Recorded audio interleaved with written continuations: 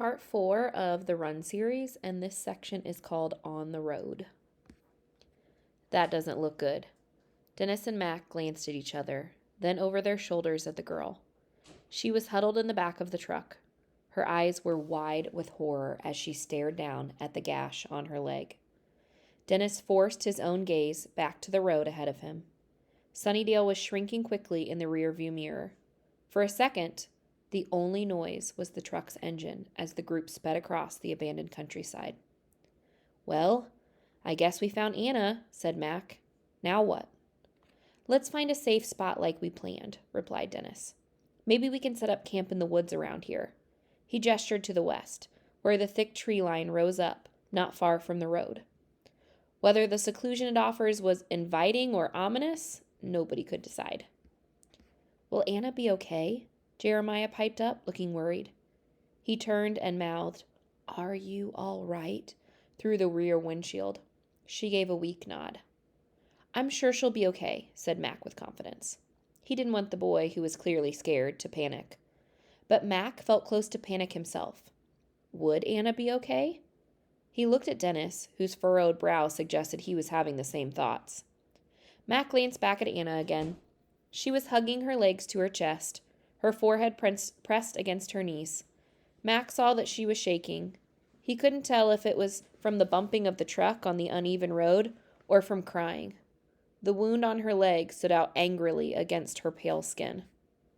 "How do you think the plague spreads?" asked Mac carefully. "I mean, how does someone turn into a zombie?" Dennis shuddered, then seemed to steel himself. "It doesn't matter," he said firmly. "We saved her, and we're going to help her. Her leg is a mess." He steered the truck gently off the road towards the tree line.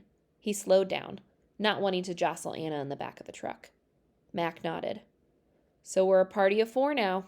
Well, if I learned anything from my time on the farm, it's how to clean up messes." He tried to force some cheer into his voice for his own sake as much as for his companions. "Jeremiah, did you happen to take anything from the first aid aisle at the gas station?" Jeremiah rifled through the stash of items that he grabbed. The gas station now seemed ages ago. "Band-Aids!" The boy held up a box of brightly colored Spider-Man bandages triumphantly. "And hand sanitizer!" He looked so hopeful that Mac had to suppress a laugh. "Perfect," Mac replied. "She'll feel better in no time." "This seems like a good place to stop for now," said Dennis. Fortunately, the woods were sparse enough that he had managed to inch the truck through. They were stopped at a clearing. Dennis parked the truck and removed the keys from the ignition. He let out a breath that he didn't know he had been holding.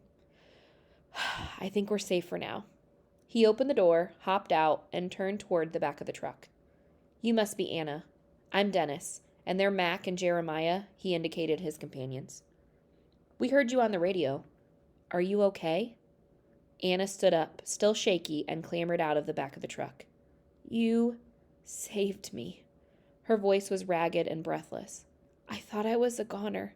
Thank you so much." Mac came around to the side of the truck and put a steadying hand on her shoulder. "Don't mention it," he said, "but we'd better take care of that cut." He led her to a rock where she could sit while he attended to her leg. "This is going to sting," he told her apologetically, holding up the bottle of hand sanitizer. "But that means it's working." Anna nodded bravely and bit her lip. She winced as the clear gel made contact with the wound, but she didn't complain. "Do you—" Her voice trailed off to a whisper. "Do you think I'm going to become one of them?" Mac didn't have to ask what she meant by them. With more confidence than he felt, he replied, "No way! The worst you'll get is a cool scar and a heck of a story to go along with it.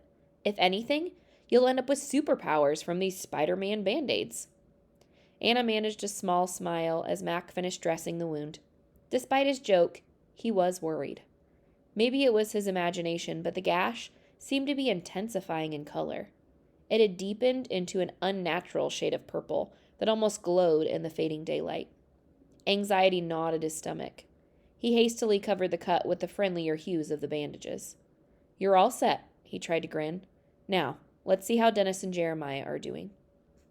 Dennis and Jeremiah had set up camp as the sun set. They used old blankets and tarps from the truck to create improvised beds. The 4 companions looked at each other, unsure what to do next. If not for the frightening circumstances, it would have felt like a fun camping trip. Nobody had much of an appetite, and all were exhausted. We can make plans in the morning, Dennis said. Right now, I'm too tired to think. The others agreed and tucked themselves in as well as they could. Balling up his jacket to use as a pillow, Mac decided not to voice his fears about Anna's cut. He would wait until tomorrow, when he could get a moment alone with Dennis. He didn't want to scare Anna or Jeremiah further. He closed his eyes. Images from the day's events swirled in his head, but eventually, sleep overtook him. Hours later, Mac awoke to a strange, rustling sound. It took him a moment to remember where he was and why. Then, recalling his anxiety from the previous night, he rolled over and looked towards Anna's pile of blankets. He gasped. Anna was gone.